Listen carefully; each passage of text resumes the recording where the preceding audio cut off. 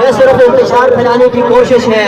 اور یہ لوگ کریں گے، لیکن صرف اپنے آپ کو منظم رکھنا ہے۔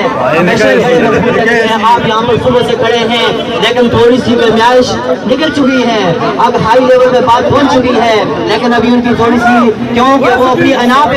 جو ہے وہ انا پہ قائم ہیں، وہ یہ قسم سے نئے والا لفظ ان لوگوں کے پاس وہ یہاں پر آئیں گے اور ڈی سی صاحب سے ریکویسٹ کری ہے کہ یہاں پر آئیں اور یہاں پہ جو بات ہوگی، جیسے کہ رجب بھائی نے تفصیل سے آپ لوگوں کو بتایا ہے کہ کوئی بند کمرے میں میٹنگ نہیں ہوگی، کسی ہوٹل میں میٹنگ نہیں ہوگی، کوئی بات ہوگی تو یہاں ایوب ولیج کے اوپر ہوگی انشاءاللہ تعالی۔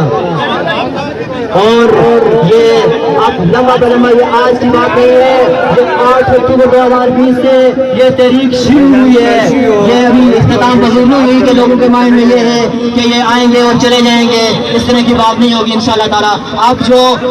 سیل پر باندھ کر آئے ہوئے ہیں یہ نوجوان، جن کے سروں کے اوپر آپ نے ٹوپیاں دیکھی، اور انشاءاللہ تعالی یہ وہ چاہتے ہیں، اگر آپ کو نہیں یقین تو یہ گولیاں کھانے کے لیے بھی تیار ہیں، یہ اپنی جانیں دینے کے لیے بھی تیار ہیں، یہ سر کمر میں باندھ کے آئے ہوئے ہیں، اور یہ کس لیے آئے ہوئے ہیں؟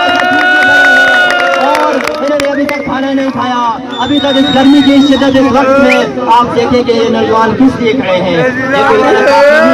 یہ اپنے حقوق کے لیے کھڑے ہیں، اپنے حقوق کے لیے کھڑنا۔ یہاں آج میں یہ بات واضح کر دینا چاہتا ہوں، جہاں پر بالا کوٹ والوں آپ کو آپ کا حق ملے گا نہیں، یہاں چھیننا پڑے گا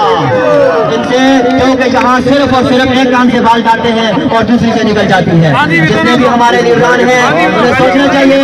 سوچنے کا بھی وقت ہے ان کے پاس، نہ کرے ایسا نہ ہو یہ شہداء کی مٹی یہ آپ کے گلے پڑ جائے۔ اگر اس طرح سے نوجوانوں نے یہ سفر باندھ لیا جس طریقے سے یہ لگے ہوئے ہیں، لیکن یہ قانون نہیں رکے گا، یہ نہ بالا کوٹ میں رکے گا، نہ مانسیرا میں رکے گا، نہ احتمال یہ اسلام آباد تک پہنچانے کے لیے تیار ہے انشاءاللہ تعالی۔ آپ لوگ تیار ہیں؟